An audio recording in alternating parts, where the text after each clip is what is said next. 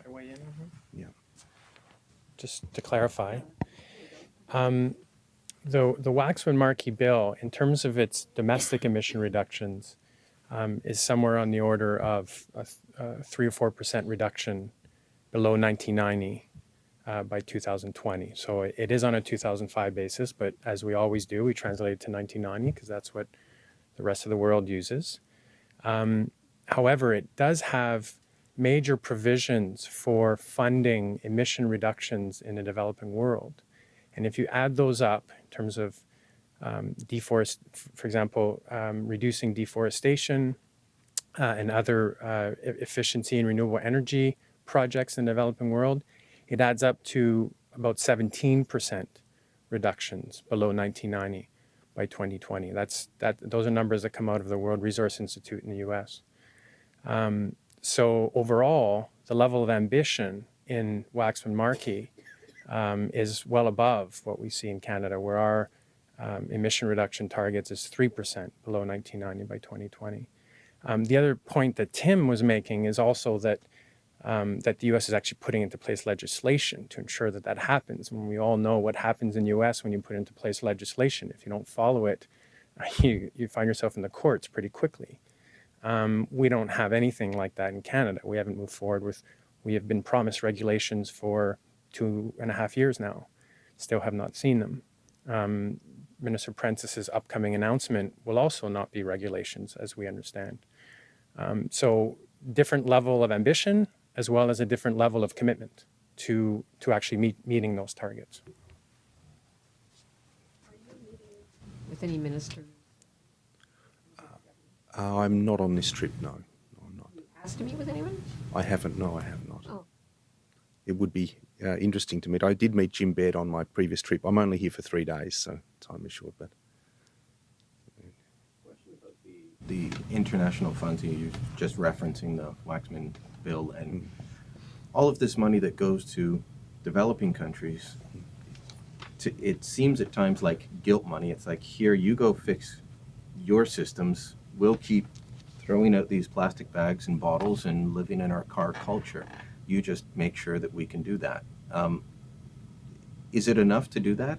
And does it affect real change here, or the U.S. or Australia? I think that's a very cynical view and a wrong view. I'm sorry to be blunt about it, but it is difficult to... How much change do these bills bring about in the cultures that they're in? In the real world, what will happen in the US under the Waxman-Markey legislation is that the national emissions will peak around 2015 for the first time, ever, which is fantastic. That's what we need, and thereafter we'll start to see a decline.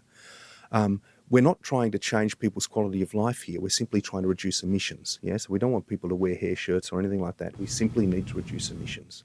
And those pieces of legislation are carefully crafted to achieve that.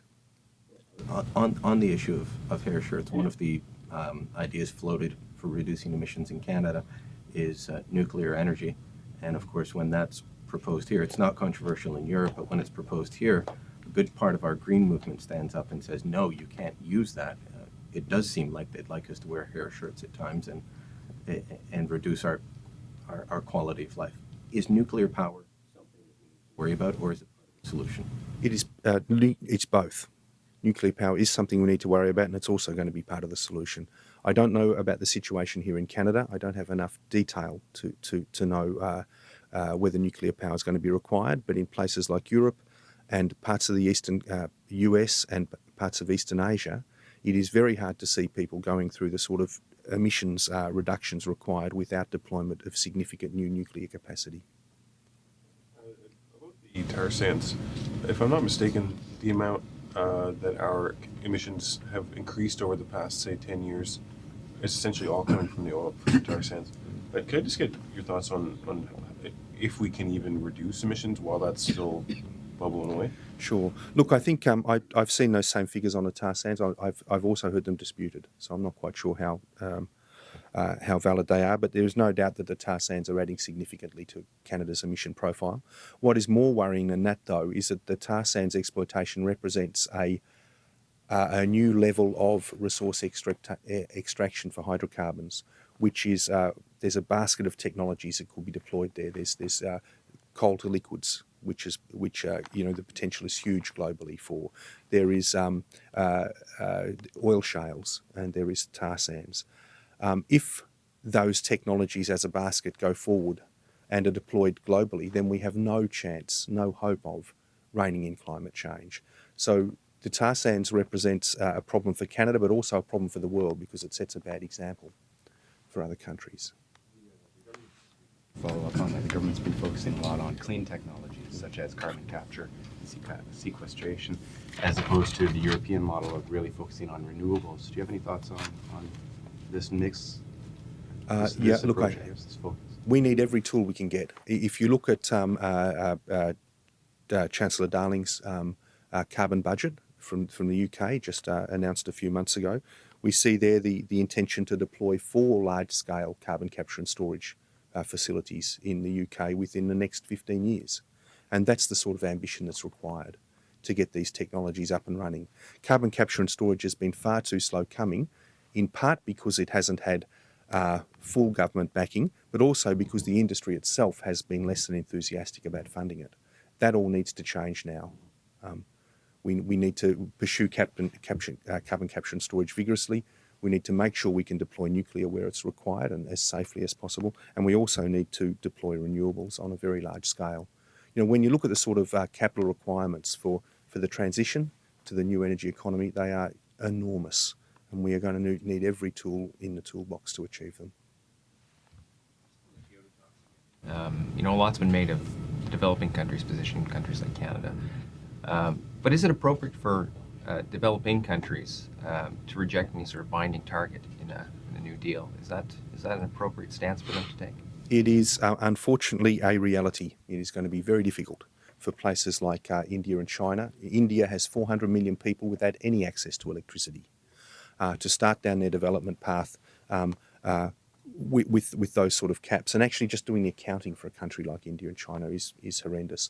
There's a new proposal put out, developed by Australia over the last few months, called National Schedules of Action. I don't know whether you've seen this, which is a very interesting proposal that allows countries to register their actions in a national schedule and have to add up to a predetermined goal.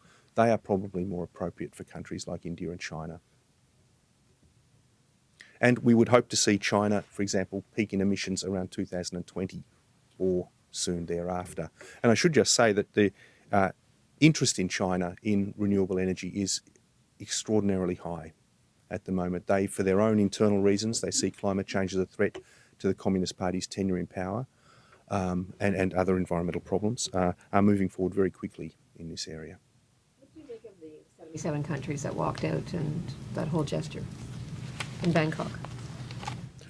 I wasn't at those meetings, so I can't comment directly upon that. But I think that gives you some sense of the disillusionment at the slowness of these negotiations. That they were specifically boycotting what Canada was saying. That's correct, yeah. And that's, as I said, Canada has a particular position which is unhelpful in these negotiations. On this Canada's position, it seems that there's a lot of problem. How would you see Canada's role being enhanced with? I think that if Bill C-311 passes, it would be a great flag for Canada to carry to Copenhagen and to say that, the people of Canada actually do care about this issue. We've set our targets and we're willing to start negotiating. Now, I don't know, that may be simply impossible under the current government. But it would be good even to see the proposer of that legislation in Copenhagen, quite frankly, to let people know that Canada cares, if it's passed. I know there was some reference to this, but isn't Canada's position that unless India and China match, I don't want to paraphrase him here, but unless they step up to the table and contribute, there's no point in Canada restricting emissions? That argument ran out of legs many years ago when people realised that it's just a circular argument. Everyone can point to someone bigger than them and say there's no point us doing anything unless they do. And what we're trying to do here is come together in good faith and broker a fair deal where everyone has different but common responsibilities in this area. And China is certainly engaging in that. So you can't ask everyone to carry the same identical program forward. We need to engage at a bit more sophisticated level than that.